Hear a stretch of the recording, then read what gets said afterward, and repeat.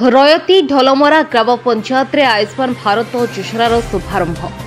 नयागढ़ जिला खंडपड़ा ब्लॉक अंतर्गत रयती ढोलमरा ग्राम पंचायत अधीन प्राथमिक स्वास्थ्य केन्द्र ठारे शुक्रवार अपराह केन्द्र सरकार और राज्य सरकार आयुष्मान भारत प्रधानमंत्री जन आरोग्य योजना एवं गोपबंधु जन आरोग्य योजनार कार्ड आयुष्मान वयो वंदना योजनार शुभारंभ कर परिप्रेक्षी रयती ढोलमरा ग्राम पंचायत सरपंच श्रीमती मुकुता प्रड़ा रिबन काटी मंच उद्घाटन करथिले।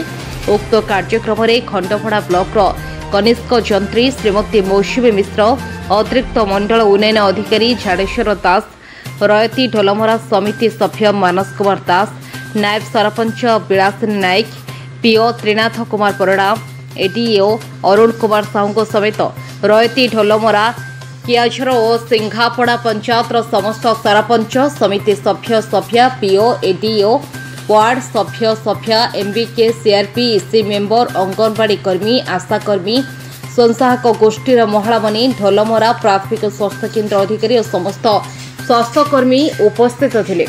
उक्त कार्यक्रम में प्राय सहस्राधिक जनसमागम होइथिबार देखा जाए। कोस्का फांडी पुलिस बंधु माने उपस्थित रही शांति श्रृंखला रक्षा करी प्रशंसार पात्र होइथिया बळी युव समाजसेवी सदाशिव पात्र मंच परिचालना करथिले। ग्रामाला बरगंड विशाल प्रधान ग्राम पंचायत सिंगापड़ा ब्लॉक खंडपड़ा जिला नयागढ़ मुझे आयुष्मान कार्ड दूसरे करूँ तेणु आसी आयुष्मान कार्ड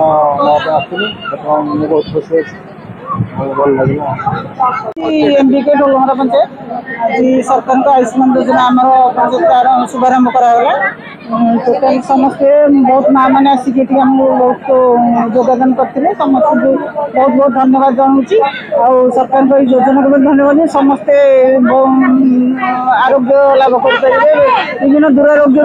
सरकार को सुविधा बहुत आरोग्य लाभ करेंगे सरकार को ये धन्यवाद।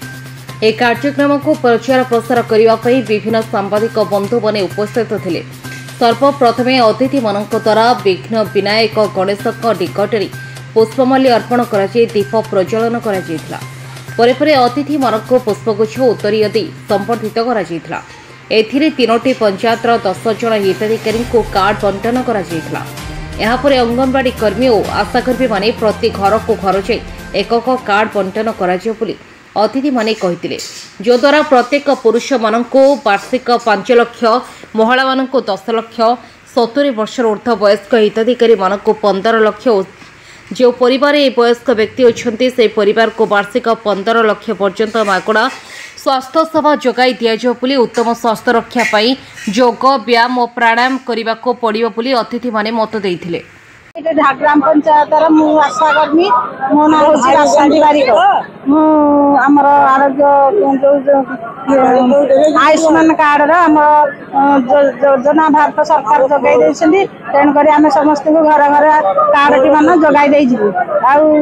आगणार सब चिकित्सा हो पारे तेणुक आम आशाकर्मी मैंने समस्त को साहाय्य करके कार्ड टी स्वास्थ्य विषय जगै किसी गोपबंधु योजना जनसेवा केन्द्र भी श्री त्रिनाथ परिड़ा पीओ ग्राम पंचायत ब्लॉक खंडपड़ा आमर आज जो भारत सरकार और राज्य सरकार पक्ष जो फंक्शन होता तार मूल लक्ष्य हल स्वास्थ्य केमी आम मागणार पाइपर प्रति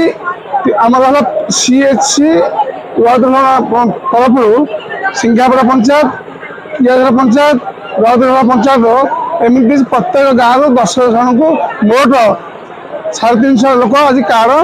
आज ने पंचायत ठारे आम उद्देश्य है जो गरीब लोक मैंने चिकित्सा वंचित होते आम भारत सरकार और राज्य सरकार माध्यम जो आम लागू है आयुष्मान भारत बा प्रधानमंत्री जन आरोग्य योजना एवं गोपबंधु जन आरोग्य योजना माध्यम मागणार चिकित्सा हे। पुरुष लोक पिछा वार्षिक 5 लाख एवं स्त्री लोक पिछा वार्षिक 10 लाख पर्यंत सरकार देवे 26,000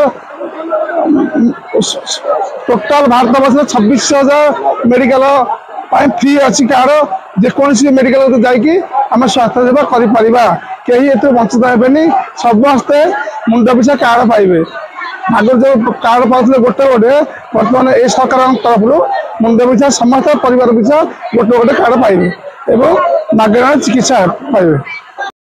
खंडपड़ारू ज्योतिरंजन महाराणा रिपोर्ट 24x7 ओडिशा।